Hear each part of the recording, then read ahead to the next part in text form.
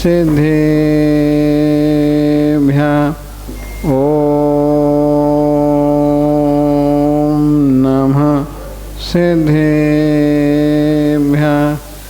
ॐ नमः सिद्धेभ्यः नमो हरिहन्ताणं नमो सिद्धाणं नमो आयर्याणं नमो वैच्छायाणं नमो लोये सवसाहुणं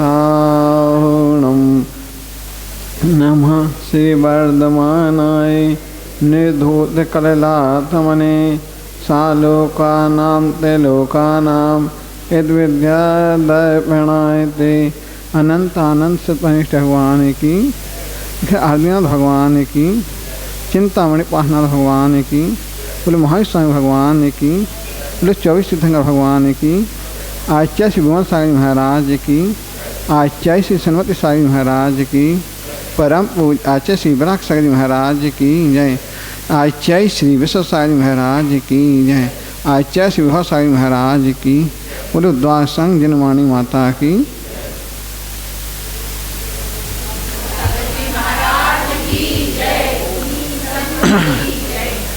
भव्य मनीषियों, यह जन जन की भावना देख रहे हैं कि मेरी भावना प्राणी मात्र की भावना है, जिसके माध्यम से एक सम्यक दृष्टि जीव भी जिसका निर्मल मन होता है, पवित्र होता है, भावना भाता है। मेरी भावना जब अपना मन निर्मल विशुद्ध होता है, ऐसे विशुद्ध हृदय में न जाने कैसे विचार आते हैं, जीवन को अच्छे रास्ते पर आत्म कल्याण की भावना पथ पर लगाते हैं। प्राणी मात्र दुख से छूटकर संसार की व्यक्ता अंत धार्मिकता हो, जब ऐसे विचार प्रवृत्त मन से होते हैं तो लगता है कली काल में ऐसे विचारों का उत्पन्न होना आश्चर्य है। जहाँ लोग विभिन्न प्रकार के तनाव ग्रस्त हर व्यक्ति मन को एक बोझ हुआ आकुलता व्याकुलता बनी रहती है। व्यक्ति जितनी जीवन में दौड़ धूप करता है, उससे अधिक अंदर की दौड़ धूप होती है। किसी ने कहा है, एक व्यक्ति की कल्पना कि मैं 1 घंटे की कल्पना से तोली तो जिंदगी भर की में पूरी नहीं हो सकती। आचार्य कहते हैं कि एक प्राणी इतनी कल्पना इच्छाओं में आशा में सारा विश्व इस इच्छा रूपी गड्ढे को नहीं भर सकता है।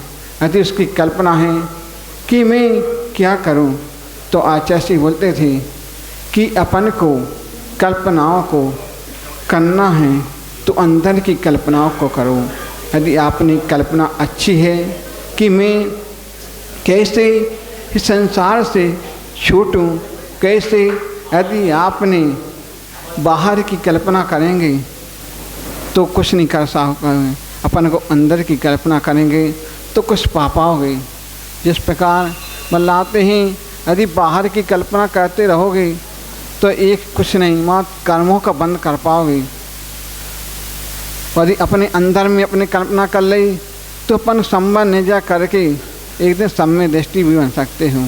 यदि आप सम्य दृष्टि बनना ही है तो कैसे, एक बार की बात बतलाते हैं कि आचार्य से बतलाते थे कि आचार्य भगवान का संग आया। वो एक व्यक्ति आया, छोटा सा बच्चा था, उसकी भावना थी मैं आचार्य भगवान को मैं आहार दूं। तो उसकी भावना तो हो जाती, मन मंजूर बना लेता है। जब कोई पूछता है कि वे तो कुछ त्याग कराते हैं, आप कर लोगे? बोलते रात्रि भोजन त्याग करो, कर लोगे? वो तो कर लेंगे। आखिर उधर से माँ बोलती है, बेटा 8 दिन का त्याग मत करना। तो दादा बोलते हैं बिल्कुल नहीं करना। अभी तो अकेले वो बोलता, फिर जाता है अपना मन को तो जो जिसको मनाना है वो जाता है आचार्य भगवान के पास। आचार्य से हमको तो आपको आहार देना है। तो आचार्य भगवान पूछते हैं, बेटा त्याग हो जाएगा? सारे से पूछ सकते हैं मन, उधर तो त्याग कर लोगे? ठीक कर लूँगा। उधर से दादी फिर बोलती है, बेटा नहीं। वो बोलता है, मेरे ऊपर आचार्य भगवान का आशीर्वाद रहेगा तो कितनी भी हो जाए कुछ नहीं होगा ना, मैं नहीं तोड़ूंगा। ऐसे छोटे छोटे नियम लेकर के एक दिन वो इतना बड़ा बन जाता है कि मोक्ष मार्ग पर ही बढ़ जाता है।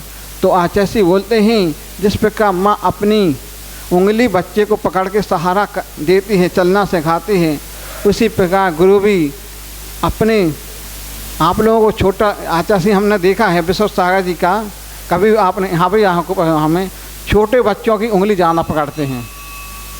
जैसे 10-15 साल के बच्चों का और 25 साल के, उनका ज़्यादा उंगली पकड़ते हैं कि मालूम है आज हमने उंगली पकड़ी है तो एकदम उनका पूरा खोंचा पकड़ेंगे, क्योंकि जो अंधकार में फंसे रहते हैं उनको प्रकाश की ओर लाते हैं। उन्होंने ऐसे पकड़ा कि अंधेरे से कैसे निकालना है, तो इस दिन प्रकाश की ओर ले जाते हैं। इस प्रकार गुरु होते हैं, अपने शिष्यों को लेते हैं, यहाँ तक नहीं ले जाते कहीं के छोड़ देते हैं, इतना ले जाते कि यहाँ से लेते हैं तो उसकी अंत तक समाधि कराते हैं। और एक बार की और आचार्य से बतला रहे थे कि जब आचार्य भगवान विद्यासागर जी का संग आ रहा था, सोनागर में संग विराजमान था, और एक महाराज जी का इतना स्वास्थ्य गड़बड़ हो गया था कि अति से ज़्यादा गड़बड़ हो गया, और बिहार और आगे की व्यवस्था थी, आगे कार्यक्रम निश्चित थी। तो आचार्य से बुलाते हैं, वो महाराज जी आ जाते हैं, बोलते हैं महाराज जी, आचार्य से बोलते कुछ ठीक है, उस आचार्य के चरणों में आते हैं, आचार्य से नमोस्तु। तो आचार्य से उस पर देखते हैं अभी तो आपका स्वास्थ्य ठीक नहीं है, उनको 1 से 4 डिग्री बुखार था, तो कैसे विवाह करोगे। वे बोलते हैं जहाँ आचार्य भगवान का आशीर्वाद मिल जाता है वहाँ पर कोई नहीं होता है। तो फिर आचार्य भगवान बोलते हैं जाओ अभी तुम विश्राम कर लो, जाना हो तो आपके साथ एक महाराज जी और कर देंगे। कहते बोलते हैं नहीं, हम एक महाराज जी नहीं, हम तो आपके साथ चलेंगे। जहाँ गुरु का साथ रहता है वहाँ आत्मबल बढ़ जाता है। कितना हमने कई बार देखा है जहाँ गुरु का सहारा रहता है, कितनी भी बीमारी हो, कितने भी संकट हो, वे सहजता में टल जाते हैं। क्योंकि ये तो हमने खुद अपने अंदर देखा है। कितने भी हमने गुरु के पास हम, क्योंकि 9 वर्ष रहे आचार्य भगवान के चरणों में, कितनी भी समस्या हुई, कितनी भी बाधा हुई, और जब आचार्य का आशीर्वाद रहता है, अगले आचार्य भगवान बोलते आशीर्वाद कुछ नहीं होता है, पहले आपकी भावना गुरु के प्रति कैसी है, कैसा आपका मन है, आपका समर्पण कैसे है। क्योंकि आजकल समर्पण सबसे मजबूत होना चाहिए। गुरु के प्रति समर्पित है तो आपके लिए कितनी बाधा हुई, वे बाधाएँ छूमंतर हो जाती हैं। क्योंकि हमने खुद देखा है जब शुरू में जब दीक्षा हुई थी, वो अंतरा होते हैं, 1 नहीं 2-2 3-3 अंतरा हो जाते हैं। आचार्य से बोलते हैं आचार्य भगवान अंतरा हैं, कुछ नहीं।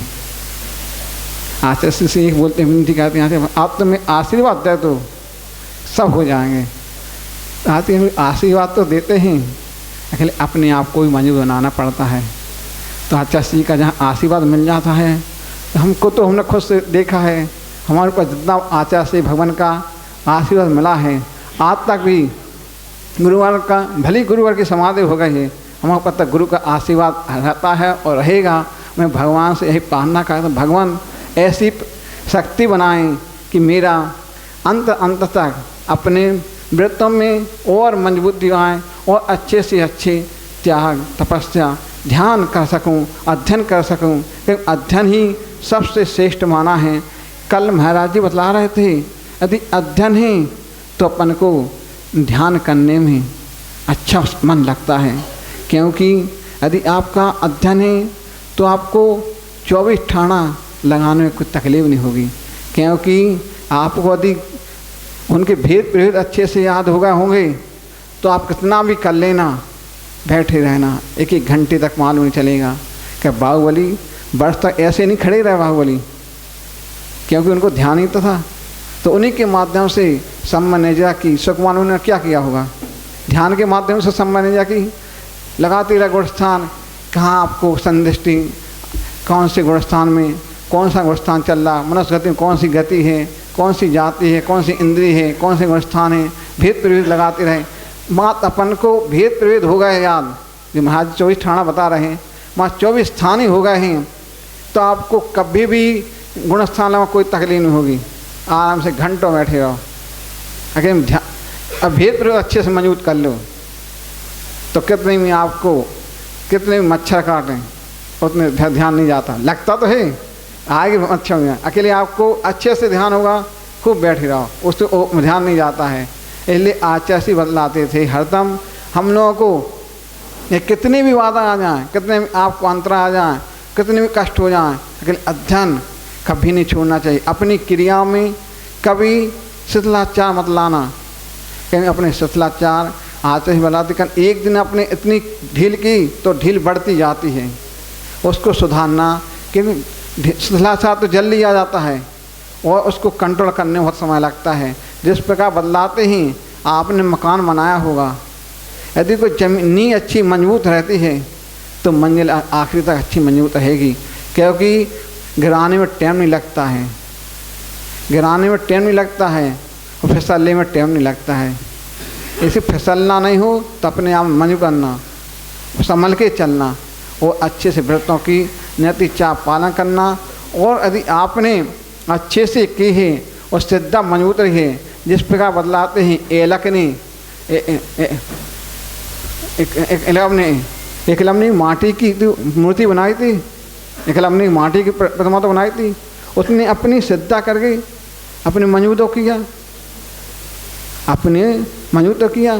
कैसे उसने किया, कैसे अपन को तीर लगाना है, कैसे करना है, इसलिए अपन भी श्रद्धा से भगवान को बस में कर लेते हैं। श्रद्धा से ही अपन अपने आप को, अपने व्रतों को और गुरुओं को, अपनी श्रद्धा अच्छी है तो गुरु अपने आप जिस प्रकार मोह मोह पिघल जाती है, इस प्रकार गुरु भी अपने ऊपर पिघल जाते हैं। अपन इसलिए श्रद्धा, देव शास्त्र के ऊपर श्रद्धा अच्छी अटूट बना के रहना, तो अपना जीवन सफल ही सफल होगा और एक दिन मोक्ष मार्ग पर प्रशस्त होगा। इसी भावना के साथ बोले महावीर स्वामी भगवान की जय। नमो अरिहंतारम, नमो सिद्धारम, नमो आयरियाड़म, नमो अच्छायाड़म, नमो लोए सवसाहुरम। मेरे पवित्र मन में गुरुदेव आओ, मैं शास्त्र वाचन करूं, प्रतिभा जगाओ। हरिहंत भाषित सभी श्रुत देवताओ, क्या बोलना अब मुझे तुम ही बताओ, क्या बोलना अब मुझे तुम ही बताओ। ससद विद्या तपसां प्रणयका, समग्र धीरो कुलाम्बुरास्मान। मया सदा पार्श्वजिनं निमर्ते, विलीन मिथ्यापददृष्टिविभ्रमा, विलीन मिथ्यापददृष्टिविभ्रमा, विलीन मिथ्यापददृष्टिविभ्रमा। यस्य स्वयं स्वावाप्तिरभावे कृष्णकर्मणः, तस्मै संज्ञानरूपाय नमोस्तु परमात्मने। अनंत अनंत सिद्ध पंच परमिष्टि भगवान की, कल्याण कल्पतमूल नायक श्री गजानन पार्श्वनाथ भगवान की, शासन नायक भगवान महावीर स्वामी की, परम पूज्य आचार्य भगवंत श्री पूज्यपाद महाराज की, परम पूज्य आचार्य गुरुवर श्री विराग सागर जी महाराज की, चर्या श्रोमणि आचार्य भगवंत श्री विशुद्ध सागर जी महाराज की, संयम प्राण प्रदाता गुरुदेव विभव सागर जी महाराज की, अहिंसामयी विश्व धर्म की,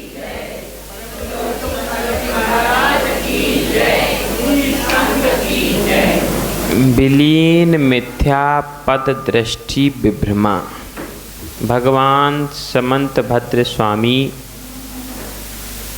भगवान पार्श्वनाथ की स्तुति करते हुए लिखते हैं, विलीन मिथ्या पदृष्टि विद्मा सशब्द विद्या तपसाम पिणायका समग्र धीरो कुलाम बुरास्मा मया सदा पार्श्वजिना प्रमृते विलीन मिथ्या पदृष्टि विद्मा। इसका अर्थ यह है कि जो पार्श्वनाथ के चरणों की सेवा करता है, विलीन मिथ्या पद दृष्टि विभ्रमा, उसके जीवन के कष्ट दूर हो जाते हैं। उसकी विधि क्या है? तो बोले भगवान की सेवा।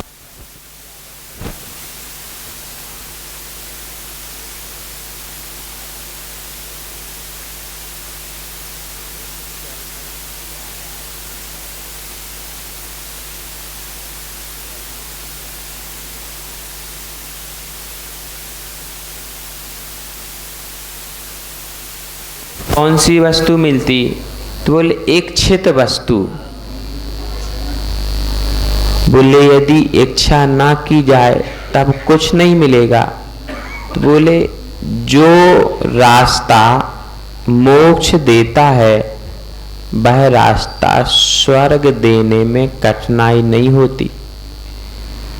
जो व्यक्ति 2 कोस तक भार को लेकर के चल सकता है, उस व्यक्ति को आधा कोस तक भार ले जाने में दिक्कत नहीं होती। उसी प्रकार यदि इच्छित किया तो इच्छित वस्तु मिलेगी ही मिलेगी। यदि इच्छा ना की तो वह आपको अपने जैसा बना लेंगे। दूसरी लाइन कहते हैं, विलीन दृष्टि पथ दृष्टि विभ्रमा। जो मार्ग में कंकड़ पत्थर होते हैं, यदि उनको कोई बुहार दे तो मार्ग सुगमता से तय करने में आराम मिलता है। यदि उसी मार्ग में कोई कांटे डाल दे तो मार्ग को तय करने में कठिनाइयां होती हैं। फिर आपने तो मोक्ष मार्ग को पूरा स्वच्छ कर दिया है। कैसे किया है? मेरी जो आंखों पर मिथ्यात्व का पर्दा पड़ा था, उस पर्दे को अलग कर दिया है। विलीन दृष्टि पथ दृष्टि विभ्रमा।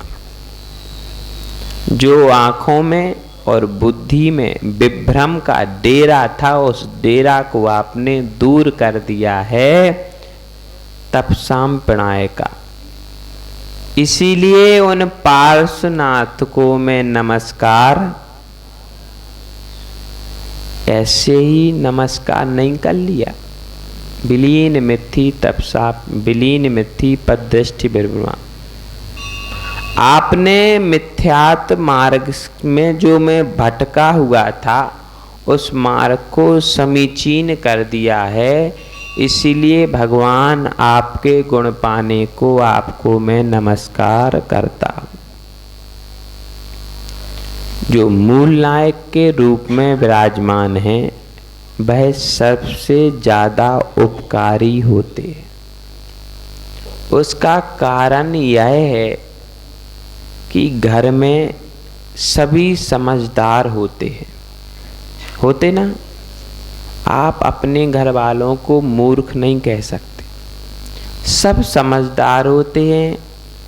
एक छोटा सा नन्हा सा बालक भी होता है, वह भी अपनी बुद्धि के हिसाब से समझदार होता है। लेकिन यदि घर का सारा भार किसी एक व्यक्ति को दे दिया जाए, भार के साथ साथ अधिकार भी,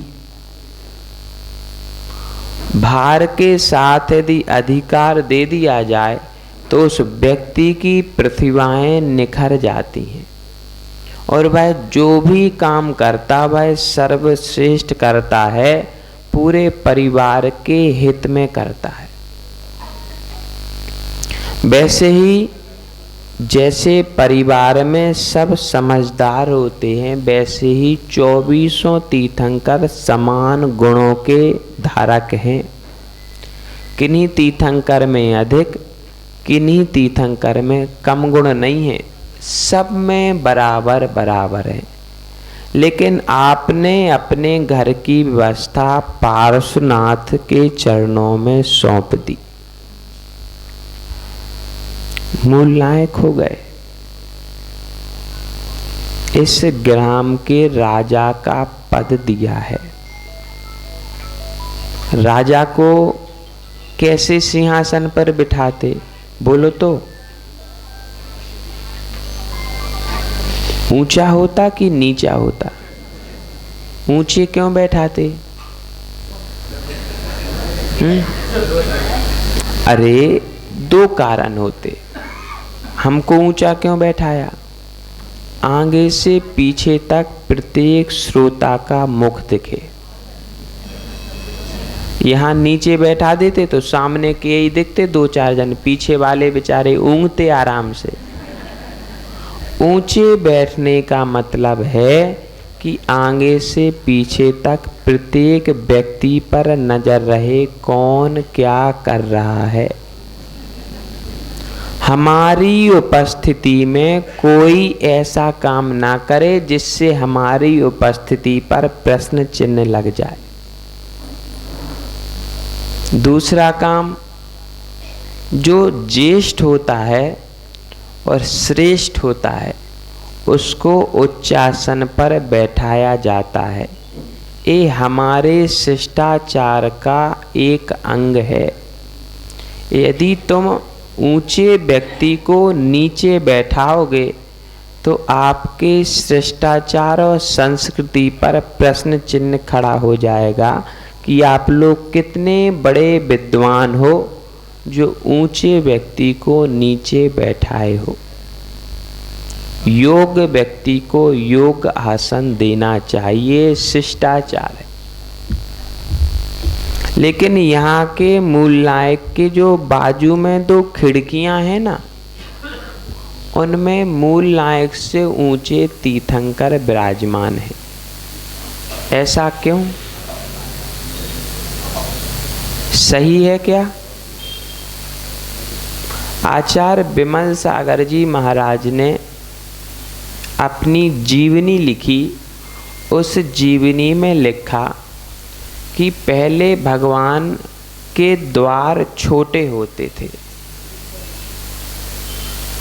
उन छोटे द्वारों के कारण समाजों में विग्रह होता था, क्योंकि भगवान की जितनी अवगाहना है उतनी दृष्टि मंदिर के बाहर जाना चाहिए, भीतर नहीं रहना चाहिए।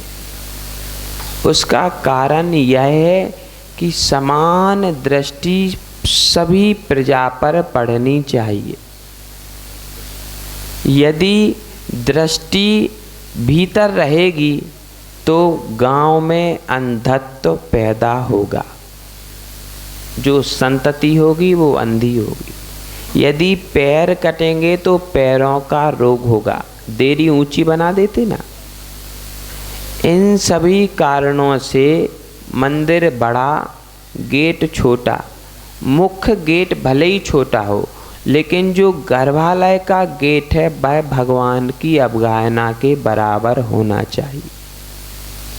उन्होंने उदाहरण भी दिए। जो प्राचीन समाजें थीं, प्राचीन क्षेत्र थे, उनमें इस दोष के कारण आज उन क्षेत्रों में समाज नहीं बची। पपौरा जी में समतल भूमि पर 108 मंदिर हैं। अब तो उनकी संख्या 150 हो गई समतल भूमि पर, लेकिन वहाँ एक भी समाज का घर आज उपस्थित नहीं है। उसका कारण है कि मूल नायक भगवान का गेट छोटा सा था, अब तो बड़ा कर दिया गया। आहार जी में भगवान शांतिनाथ भगवान की अतिशयकारी प्रतिमा है। वहाँ पे स्वयं संत शिरोमणि 2-2 वर्षा योग कर चुके हैं। आज वहाँ पर एक भी समाज का घर उपस्थित नहीं है। कभी तो रही होगी जब तो इतना बड़ा मंदिर बना। कारण उसमें यह है कि भगवान की दृष्टि मंदिर के बाहर जाती ही नहीं, इसलिए सारी समाज वहाँ से भाग गई। व्यक्ति यदि परेशान होता है तो उस स्थान को छोड़ देता है। यदि घर में खुशहाली रहे तो स्थान कोई छोड़ना नहीं चाहता। एक कारण है मंदिरों के दोष के कारण। इसीलिए चाहिए कि जैनागम में तिलोय परिणति नाम का एक ग्रंथ है, उस ग्रंथ का स्वाध्याय प्रत्येक समाज को करना चाहिए। उस ग्रंथ के स्वाध्याय से मालूम होता है कि मंदिर में क्या सुधार योग्य है, क्या सुधार योग्य नहीं है। अपने मन से या अपनी व्यवस्थाओं के लिए मंदिरों में सुधार, ये बात इसलिए बतलाई जा रही है कि आपकी जो समाज में एकता है वह एकता अखंड रूप में बनी रहे। यदि मंदिरों में हस्तक्षेप करोगे तो समाज में स्वतः हस्तक्षेप हो जाएगा। इसलिए मंदिरों की सुरक्षा समाज की सुरक्षा है। जब औरंगजेब आदि ने आक्रमण किए तो लोगों ने घरों की सुरक्षा नहीं की, परिवार की सुरक्षा नहीं की, मंदिरों की सुरक्षा की। मंदिरों की सुरक्षा करने के कारण समाज भी सुरक्षित रही। पाकिस्तान जब बदला तो मंदिर छोड़ दिया लेकिन भगवान को ले आए। कहने का तात्पर्य यह है कि यदि देव की आराधना समीचीन रूप से हो तो दैव की आराधना से दैव प्रसन्न हो जाता। दैव समझते क्या होता? बोलो ना। देव और दैव। देव मतलब होते भगवान और दैव मतलब होता भाग्य। यदि देव की आराधना समीचीन हो तो दैव प्रसन्न हो जाता है और दैव के प्रसन्न होने से हर तरफ खुशहाली खुशहाली खुशहाली दिखती है। मंदिर में जो दोनों खिड़कियां हैं वो ऊंची हैं।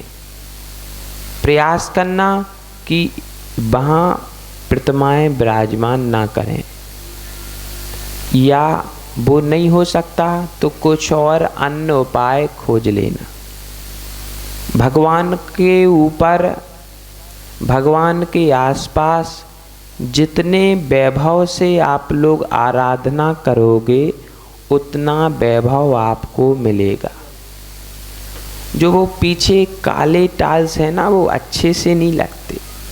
यदि वहाँ स्वर्ण और रजत का काम हो जाए, कल्पना करो चांदी के ऊपर सोने की पालिश, फिर सफ़ेद मूर्ति भगवान की, क्या दमक के दिखेगी। समाज का वैभव भी उतना ही बढ़ेगा जितना कि देव के आसपास वैभव होगा।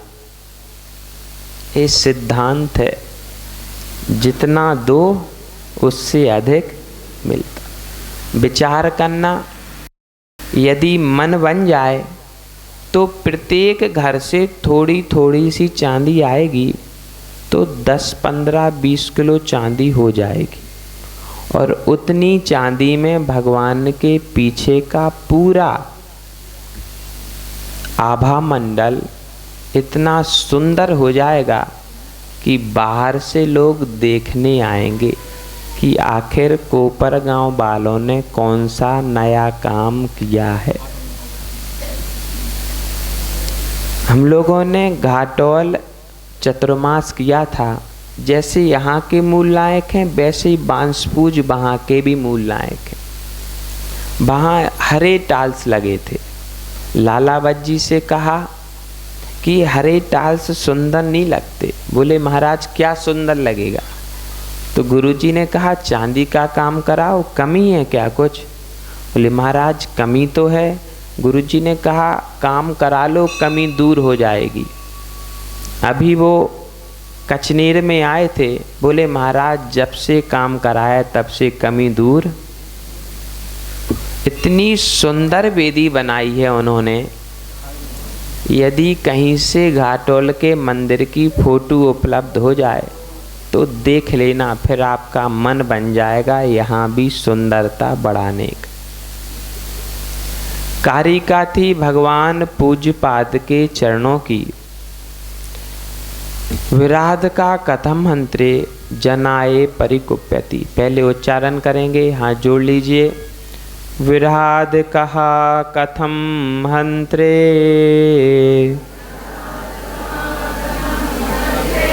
जनाए परिकुप्यति। त्र्यंगुलं पातयन् पदभ्याम् स्वयं दंडेन पातयते। विराध कहा कथम हंत्रे जनाए परिकुप्यति। त्र्यंगुलं पातयन् पदभ्यां स्वयं दंडेन पातयते। बोलिए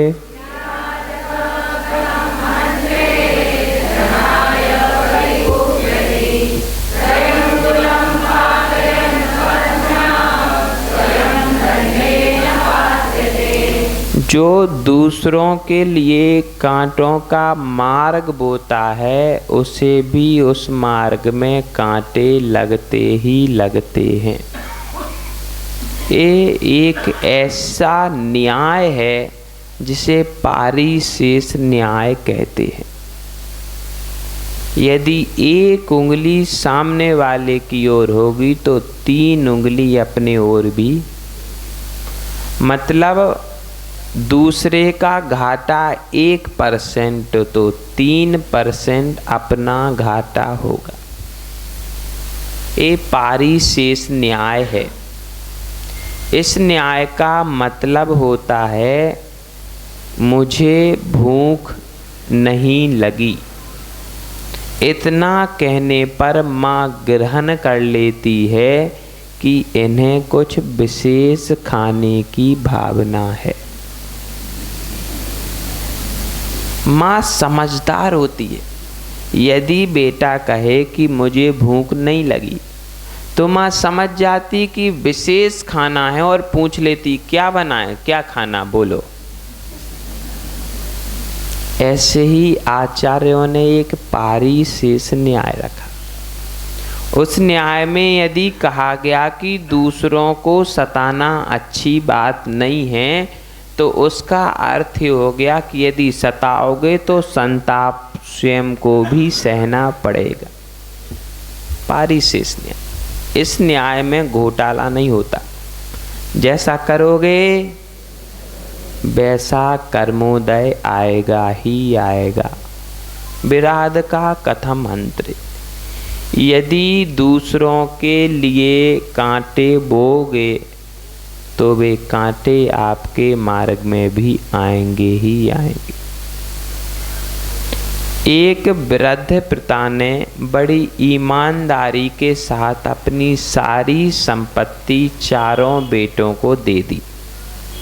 बराबर बराबर हिस्सों में दे दी, किसी में बेमनस ना हो, सबको बराबरी से संपत्ति सौंप दी। संपत्ति सौंपने के बाद वृद्ध पिता की सेवा कौन करे,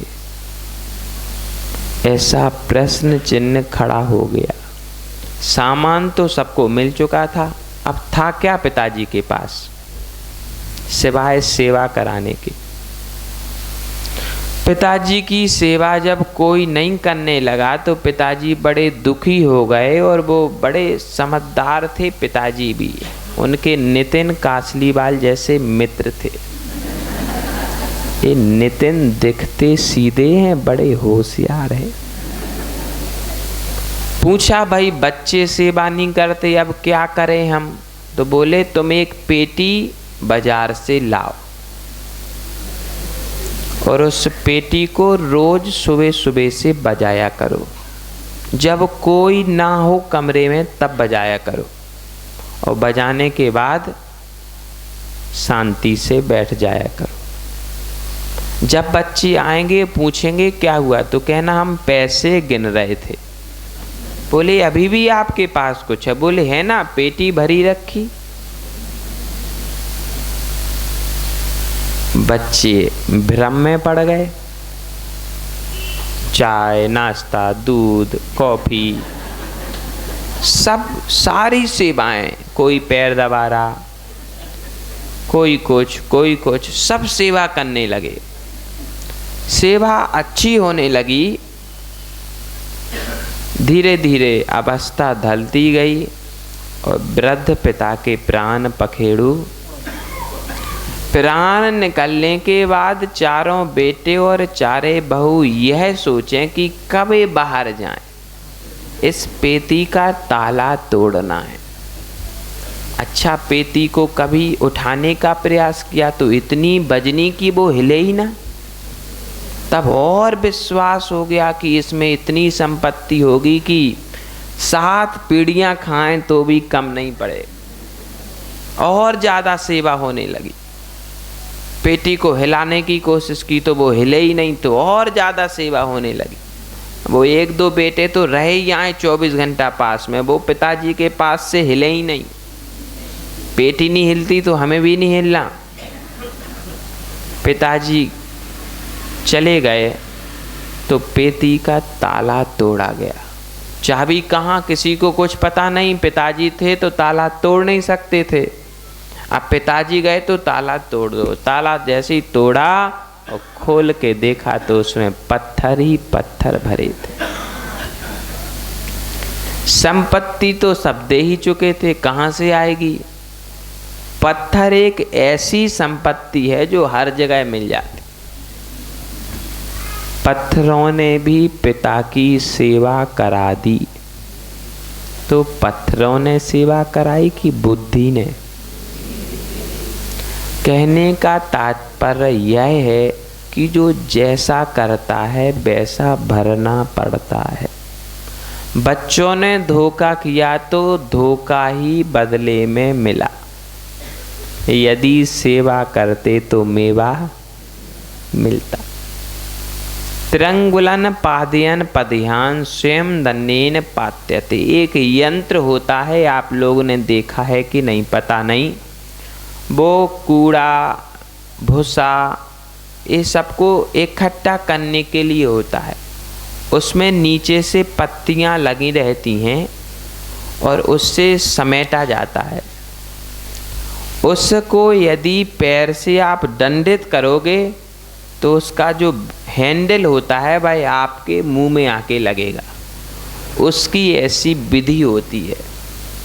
तो आचार्य पूज्यपाद महाराज ने सारी बातों को समझाने के बाद यहाँ यह भी लिख दिया कि यदि आप उस दंड को अपने पांव से ताड़ित करोगे तो उसका हैंडल आपके मुख में लगेगा और आप नीचे गिर जाओगे। ठीक उसी प्रकार जिस प्रकार आप धोखाधड़ी करते हो। समझ लेना, अभी पहले तो वृत्ति बना रहे थे, अब वो समझ गए कि आपकी बुद्धि में ज्ञान प्रवेश कर गया है। अब यदि आप बुद्धिमान हो चुके हो तो आप दूसरे का अहित करने का नहीं सोचोगे, और सोचोगे तो उसके लिए लिख दिया कि यदि आप दूसरों का अहित करोगे तो आपका भी अहित। और इस काम में हम बड़े माहिर होते हैं। यदि किसी की बच्चे की शादी होना हो तो मेहमान से कह देते उनका धंधा ठीक नहीं चलता। बाजू वाले का यदि कोई अच्छा काम होना हो तो धीरे से कह देते उनकी इतनी हैसियत ही नहीं है।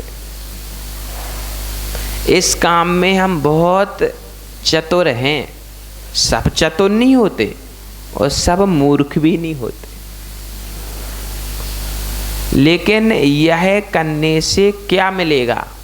तो बोले दूसरे के लिए तुमने मार्ग में कांटे बिछाए थे, इसलिए वो मार्ग के कांटे तुम्हारे लिए भी कष्टप्रद होंगे होंगे होंगे। त्रिंगुलन पादयन पद्भ्याम स्वयं दंडेन पात्यते। आकाश के ऊपर थूको, थूक पाओगे? नहीं थूक पाओगे। अरे सब थूक लेंगे, लेकिन गिरेगा कहाँ? यदि आकाश की ओर मुख करके थूकोगे तो तुम्हारे मुख पर ही वह थूक आएगा। उसी प्रकार यदि दूसरों का अहित करने का सोचोगे तो प्रथम आपका ही अहित होगा होगा होगा। यह पारिशेष न्याय। जाओगे कहाँ बच करके? पहले बतला रहे थे कि स्वर्ग भी जा सकते, मोक्ष भी जा सकते। अब उन्होंने आपको अपनी मुट्ठी में पकड़ लिया है कि अब मेरे सब भक्त बन चुके हैं, शिष्य बन चुके हैं, अब इनसे नीति की बातें कहना चाहिए। जो देव सिद्ध ना हुआ हो उस देव से वरदान नहीं मांगना चाहिए, और जो देव सिद्ध हो गया हो उस देव से भी वरदान नहीं मांगना चाहिए। अब पूछो क्यों? पूछो तो, बोलो तो क्यों? प्रश्न नहीं उठता आप लोगों के मन में? यदि प्रश्न उठता है, जो देव आपसे प्रसन्न नहीं है उससे मांगोगे तो देगा क्या? और जो प्रसन्न है उससे मांगने की आवश्यकता होगी क्या? यदि माँ बेटे पर प्रसन्न हो जाए तो सारी संसार की वस्तुएं उसके पास ला देती, और यदि माँ प्रसन्न ना हो दूध तक नहीं पिलाती। ऐसे ही यदि आप दूसरों का अहित विचारते हो तो वो पहले आपकी बुद्धि अशुद्धि को प्राप्त हो गई। यदि बुद्धि अशुद्धि को प्राप्त हो जाए तो मन में भी मलिनता आ जाती है। धवला जी का जब स्वाध्याय करते थे तो दूसरी पुस्तक में करीब 60,000 प्रश्न हैं। इस गुण स्थान में ऐसा क्यों, इस गुण स्थान में ऐसा क्यों, क्यों, तो फिर उसके बाद में कैसे, कब, कहाँ, क्यों, किस स्थिति में, और उसका समाधान। इस प्रकार से प्रश्नों का उत्तर पढ़ते पढ़ते उसकी टीका आरिका ज्ञानमती ने की सिद्धांत चिंतामणि संस्कृत टीका। उस संस्कृत टीका में उन्होंने लिखा कि यह प्रश्न इसलिए किए गए हैं कि बुद्धि की शुद्धि हो। तो विचार किया कि बुद्धि की शुद्धि की क्या आवश्यकता। तो उन्होंने उत्तर दिया कि पूज्य गुरुदेव वीर सागर महाराज कहते थे कि बुद्धि की शुद्धि होना चाहिए, क्योंकि बुद्धि की यदि शुद्धि हो जाएगी तो मन की भी शुद्धि हो जाएगी। मन की शुद्धि होने पर विचार पवित्र पवित्र आते हैं। ऐत विचारते हैं तो पहले हमारी बुद्धि अशुद्ध हो जाती है। अशुद्ध बुद्धि होने से कोई देवता कष्ट देने नहीं आता। ऐसी भ्रांति छोड़ देना कि कोई देवता आएगा, वो आकाश से आएगा फिर कष्ट देगा या हमारा अहित करेगा। कोई कष्ट करने नहीं आता। ये कर्म सिद्धांत बड़ा विचित्र है। कहा ऐसा ही जाता कि यदि दूसरों को गड्ढा खोदोगे तो स्वयं भी उस गड्ढे में गिरोगे, लेकिन कोई गिराने नहीं आता। उसका सिद्धांत ऐसा है कि पहले आपकी बुद्धि अपवित्र हो गई, आपका मन अपवित्र हो गया। आपके मन की अपवित्रता के कारण, बुद्धि अपवित्रता के कारण आपके परिणाम भी अपवित्र हो जाएंगे। और अपवित्रता में हित व्यक्ति भूल जाता है। अस्पताल में कोई व्यक्ति भर्ती हो और उससे पूछो कि क्यों, कल आपका जन्मदिन है, क्या कार्यक्रम करना? पूछा कभी आप लोगों ने ऐसा प्रश्न अस्पताल में भर्ती मरीज से? नहीं पूछा। आप लोग पूछने में कमजोर हो।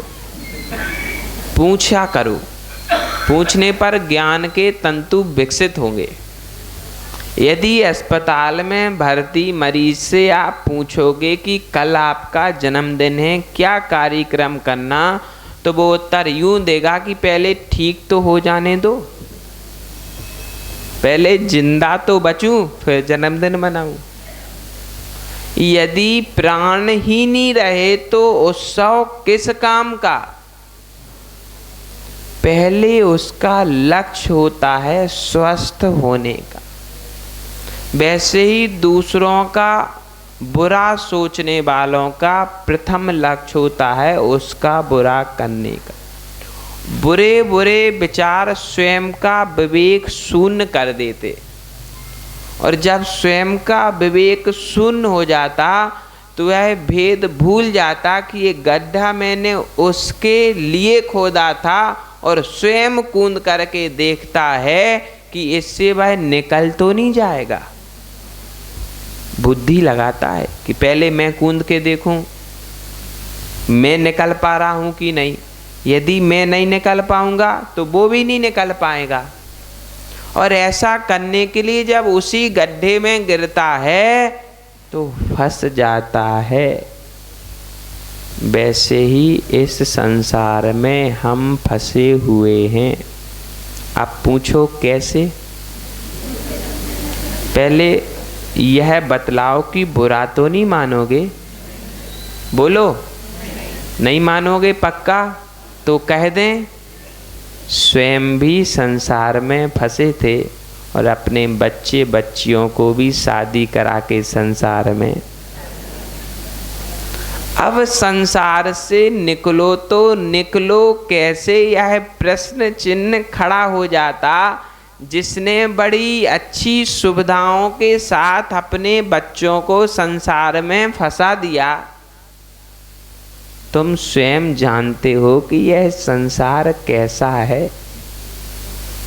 अब इस उम्र में संसार के सारे खट्टे मीठे अनुभव आपको प्राप्त हो चुके हैं। उन अनुभवों के आधार पर कहते कि बेटा तुम मत फंसो, लेकिन ऐसा बड़ी शान से कहते हैं, महाराज ये मेरा बेटा है, अभी 15 दिन पहले शादी। अरे भगवान, स्वयं तो दुखी थे ही, स्वयं तो फंसे थे ही, और अपने ही प्रियतम बच्चों को बड़ा प्रिय मानते हो और उन्हें भी उसी संसार में, और फिर शिक्षा भी देते हो। जैसे बेटा हमने आपकी जल्दी शादी की थी ना, अब वैसे ही तुम अपने बेटे की जल्दी कर दो। शादी हो गई तो एक बार सेटलमेंट हो जाता, सब अच्छा, फिर कोई समस्या नहीं रहती। कभी कभी स्वयं अपने दुखों का अनुभव भी उन्हें बता देते। बेटा शादी तो हो गई, अब हमसे पूछो कैसा लगता है। जब वो कहते बताओ पिताजी कैसा लगता, तब कुछ 2-4 अनुभव सुना देते तो उनका मन भी वैराग्य की ओर। सबसे ज़्यादा बेईमान आप लोग हो। पड़ोसी के बच्चे की शादी तो बिगाड़ देते, लेकिन अपने बच्चे की बड़ी अच्छे ढंग से शादी कर देते, जबकि स्वयं उस दुख से जूझ रहे हो। कुंद कुंद भगवान ने लिखा कि मेरा शत्रु भी एकाकी ना हो। वह जानते थे कि एकल विहार में अत्यंत कष्ट आते हैं और धर्म का नाश होता है। इसलिए उन्होंने लिखा कि मेरा शत्रु भी एकल बिहारी ना हो, लेकिन आप लोगों की विद्वत्ता की क्या तारीफ की जाए। सब सुखी हो क्या शादी के बाद? बोल तो दो। गोकुल काका तो हंसने लगे। अब वो माँ बैठी तो नहीं यहाँ, नहीं तो समस्या हो जाएगी आज। अच्छा, एकांत का प्रश्न है और हमने सभा में पूछ लिया। समझना, कम से कम अपनी संतति को एक बार तो मोक्ष मार्ग का उपदेश देना ही देना। बेटा, ये दो मार्ग हैं, एक संसार का मार्ग है, एक मोक्ष का मार्ग है। अब तुम विचार करो, संसार मार्ग में इतनी कठिनाइयों से मैं जूझ रहा हूँ, तुम्हें इतनी कठिनाइयाँ चाहिए क्या?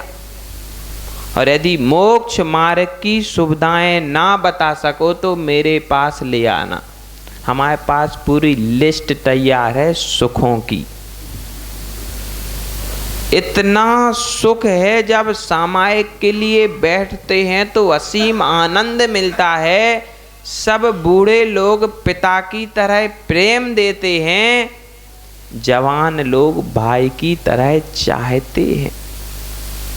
यहाँ तो कुछ संपत्ति का लफड़ा हो जाए तो भाई भाई का मुंह नहीं देखता। और हमारे यहाँ कभी कोई मुनि की किसी मुनि से लड़ाई होती ही नहीं, क्योंकि संपत्ति है ही नहीं। तुम्हारे पास भी पिछी कमंडलू और हमारे पास भी वो ही पिछी कमंडलू। तुम भी नग्न, हम भी नग्न। यदि एक भाई अच्छे सुंदर वस्त्र पहने हो और छोटे भाई के पास सुंदर वस्त्र ना हो तो एक दूसरे को देखना नहीं चाहते। यहाँ हमेशा मैचिंग रहती है। उस मैचिंग के कारण कभी विद्रोह खड़ा नहीं होता। अपनी संतति को एक बार अवश्य दोनों मार्गों का परिचय कराना। विराध का कथमन्ते जनाए परिकुप्यति त्रिंगुलन पातयन पदभ्याम स्वयं दंडेन पात्यते। दो फायदा होंगे। एक तो आप अंतराय कर्म के बंध से छूट जाओगे। यदि कोई आपकी प्रेरणा से निर्ग्रंथ हो गया तो जीवन भर साधना करेगा। जिनवाणी की व्यवस्था है कि 6वें हिस्से का पुण्य आपको मिलता है ना। अब यदि पुण्य की व्यवस्था है तो पाप में नहीं, तो खीर में सौंज महेरी में न्यारे। महेरी समझते? खीर बनती दूध में शक्कर डालने से। चावल दूध और बतलाते ना, चावल दूध और बूरा बनने के बाद खीर बनती। खीर तो समझ गए। अब उसी चावल में जब मट्ठा डाल देते तो उसको महेरी कहते हैं। यदि किसी का पेट खराब हो तो चावल और मट्ठा खिलाए जाते, शीतल भी होते और पेट का विकार भी शांत हो जाता। उसे महेरी कहते हैं।